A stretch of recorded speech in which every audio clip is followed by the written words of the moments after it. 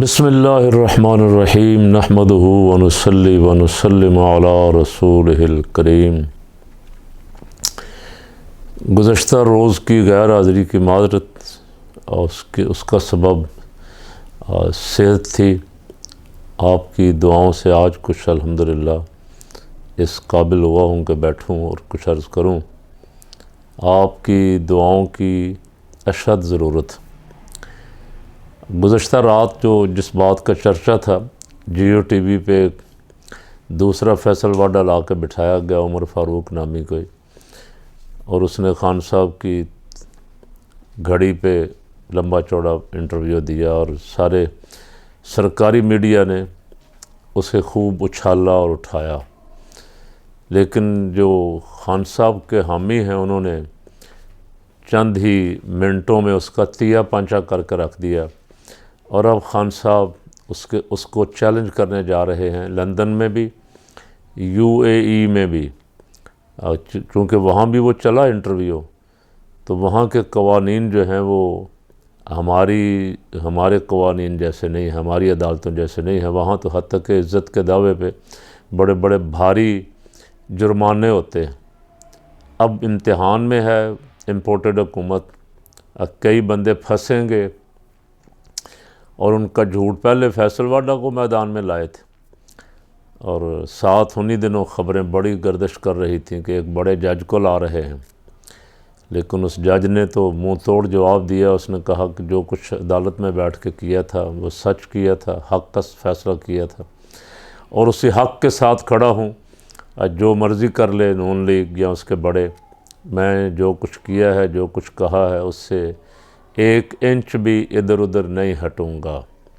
वज़ीर-ए-आज़म साहब लंदन से मशावरत करके आए हैं, लेकिन इम्पोर्टेड की टांगें कांप रही हैं। ख्वाजा आसफ़ ने जो पहले कह रहा था मियाँ साहब की मशावरत से लगाएंगे, अब पैंतरा बदला, कहीं से डंडा दिखाया गया होगा। पैंतरा बदला कि मियाँ साहब से आर्मी चीफ़ की मशावरत के लिए नहीं गए थे। आर्मी चीफ़ तो वज़ीर-ए-आज़म के पास जब समरी आएगी, अभी तो समरी नहीं आई, समरी आएगी तो फिर उसका फ़ैसला करेंगे। अब बहुत सारे सवालात वज़ीर-ए-आज़म साहब से होने थे। वज़ीर-ए-आज़म साहब रास्ते में आते आते उन्हें कोरोना हो गया, ख़बर आई कि कोरोना हो गया है। और इमरान रियाज़ ने सही कहा कि अगर कोरोना हुआ है तो बाकी जितने भी वहाँ बैठे हुए थे उनका भी चेकअप करवाना चाहिए। जिनको मियाँ साहब जफ़ियाँ डाल डाल के मिल रहे थे, पपियाँ ले रहे थे और दे रहे थे, उन सब का टेस्ट होना चाहिए। अच्छा, मियाँ साहब ने पता लगा करंतना हो गए हैं और आज ख़बर चल रही है कि मियाँ साहब ने कल काबीना का इजलास बुला लिया है। यानी वो कोरोना एक दिन में ही या 2 दिन में ख़त्म हो गया है और करंतना से मियाँ साहब बाहर आ गए। इस पे किसी तबसरे की ज़रूरत नहीं है, समझदारों को इशारा काफ़ी। वज़ीर-ए-आज़म साहब ने कल ज़रदारी साहब के हवाले से ख़बर चल रही थी, उन्होंने राजा परवेज़ अशरफ को हुक्म दिया है कि पीटीआई के बाकी इस्तीफ़े कबूल ना किए जाएं। और आज वज़ीर-ए-आज़म साहब के नाम से भी यही ख़बर चल रही है कि जो इस्तीफ़े दिए हुए हैं पीटीआई के मेंबरान असम्बली ने, जिनको मंजूर करके कुछ पे ज़िमनी इलेक्शन करवाए गए और उसका रिज़ल्ट उन्होंने देख लिया, अब बाकियों पे फ़ैसला किया जा रहा है, कहा जा रहा है उनको कि बाकी मंजूर ना करें। तो ये कैसा निज़ाम है जी कि सीटें खाली पड़ी हैं, मेंबरान असम्बली मुस्तफ़ी हो चुके हैं और 6 महीने हो गए हैं, असम्बली में तकरीबन 125-130 सीटें खाली पड़ी। असम्बली फ़ैसले कर रही है, बड़े अहम तरीन फ़ैसले, नैब कवानीन, इलेक्शन कवानीन में बहुत सारी तरामीम की, ईवीएम मशीन ख़त्म कर दी, वोटिंग मशीन, और नैब के कवानीन अपनी मर्ज़ी के बना के बहुत सारे बंदों को बरी कर दिया। तो क्या ये सारा कुछ आइनी और कानूनी है? कोई अदालत इस पर अदालत में केस तो चल रहा है, लेकिन देखें क्या। बहरहाल अब कबल अज़ वक्त तबसरा करना ठीक नहीं है। उम्मीद रखनी चाहिए कि अदलिया के जज स्टैंड लें और ठीक है, आप कह रहे हैं कि पार्लियामेंट के मामलात में हम मुदाखलत नहीं कर सकते, ना करें, किसने कहा है?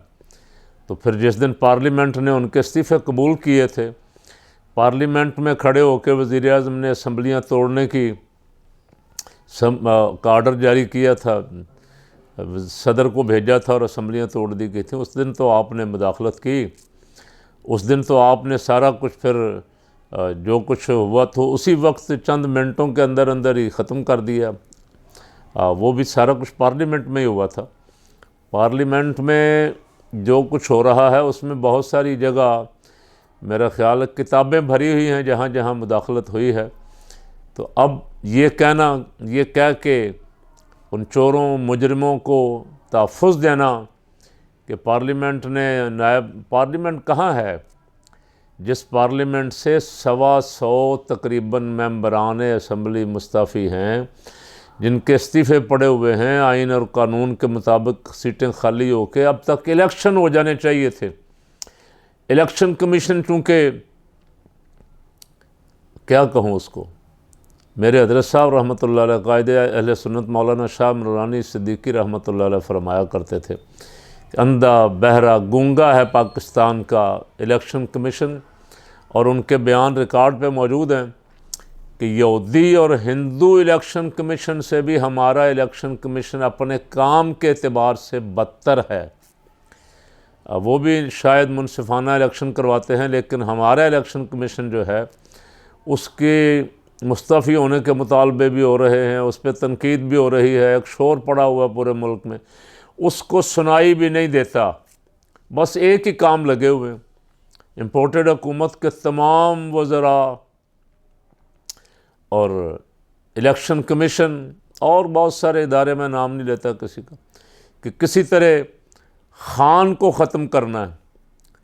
लेकिन आप जितना उसके ख़िलाफ़ प्रोपेगंडा करते हैं, जितनी कोशिश करते हैं, जितना उसको मारने की कोशिश करते हैं, बचाने वाला उसको और ज़्यादा ऊंचा कर रहा है, बचाने वाला उसको और ज़्यादा इज़्ज़त से नवाता है। जो बयानियाँ आप लाते हैं, कभी तोशा खाना लाए, कभी फरा गोगी लाए, कभी ये एक इंटरव्यू लाए, फाइनेंशियल टाइम को जो इंटरव्यू दिया वो सब उल्टा ही आपके गले पड़ रहा है। तो कुछ समझ तो आ जानी चाहिए जमहूरी लोगों को, अक्लमंद लोगों को, जिनको अल्लाह ने कुछ थोड़ी बहुत बसीरत अता फरमाई है, उनको तो समझ आ जानी चाहिए। उनके लिए तो इन वाक़यात में बहुत सारे सबक हैं, फ़ातबिरू या उलिल अबसार। लेकिन अगर अंधा को अंधा हो जाए और वो देखे ही ना कि मैं जो कर रहा हूँ सब उल्टा ही पड़ रहा है, जिसके ख़िलाफ़ कर रहा हूँ सब उसके हक़ में जा रहा है, तो उसकी मर्ज़ी है, उसे कोई ज़बरदस्ती तो नहीं कर सकता। जो कुछ चल रहा है इस वक्त परेशान कुन है पाकिस्तानियों के लिए, मुहब्बे वतन लोगों के लिए। अल्लाह इस मुल्क को जल्द इस सूरत हाल से निकाले और इसकी हिफाजत का ऐसा मेहरबानी फरमाए जिस तरह उसने आज तक 70-75 साल हो गए पाकिस्तान की चोरों, डाकुओं, लुटेरों, हुक्मरानों के होते हुए हिफाजत की है। या अल्लाह तो अपने हबीब सल्लल्लाहु अलैहि वसल्लम का सदका इस मुल्क की हिफाजत फरमा, इसको दयानतदार, बाकिरदार और गैरतमंद क़यादत अता फरमा।